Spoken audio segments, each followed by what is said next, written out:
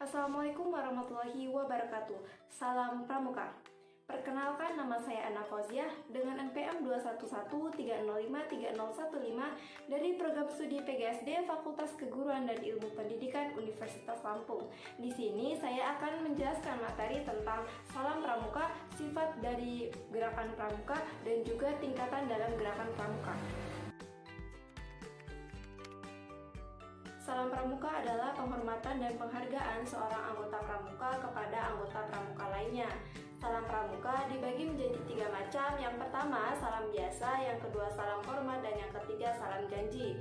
Yang pertama, salam biasa.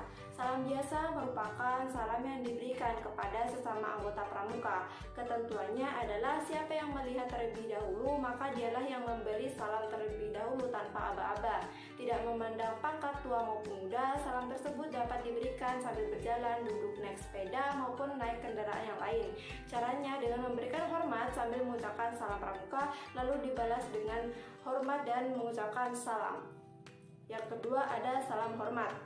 Salam hormat adalah salam yang diberikan kepada seorang atau sesuatu yang kedudukannya lebih tinggi. Salam hormat ini biasanya diberikan kepada bendera kebangsaan saat dikibarkan maupun diturunkan dalam upacara bendera, kepada kepala negara dan wakilnya maupun pejabat lainnya. Salam hormat ini juga diterapkan saat pengibaran bendera Indonesia Raya. Yang ketiga, ada salam janji. Salam janji dilakukan pada setiap anggota pramuka saat dilantik, yaitu saat mendengarkan Trisatya maupun Dasar Dharma. Sifat gerakan pramuka. Berdasarkan resolusi konferensi kepanduan sedunia pada tahun 1924 di Denmark, kepramukaan memiliki 3 sifat. Yang pertama itu ada sifat nasional.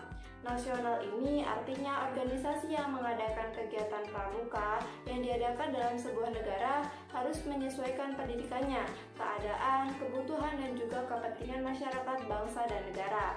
Apabila kondisi negara sedang berperang, tidak menutup kemungkinan pramuka digunakan sebagai penyekat bibit pembela negara. Yang kedua ada sifat internasional. Organisasi pramuka di negara harus membina serta mengembangkan rasa persaudaraan dan juga persahabatan antar sesama pramuka di berbagai negara.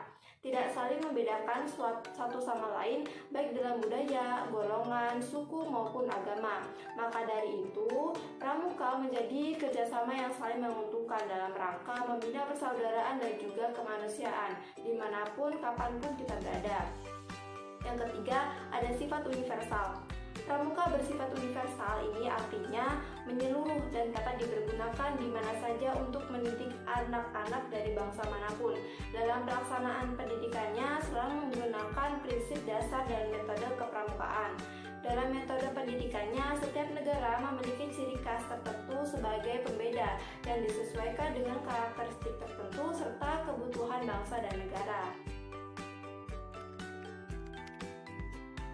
Tingkatan dalam gerakan pramuka. Tingkatan dalam gerakan pramuka adalah tingkatan yang ditentukan oleh kemampuan anggotanya yang disebut dengan SKU atau syarat-syarat kecakapan umum.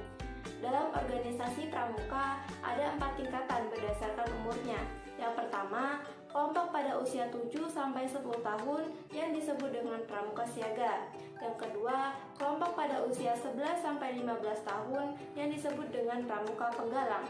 Dan yang ketiga, kelompok pada usia 16-20 tahun yang disebut dengan pramuka penegak.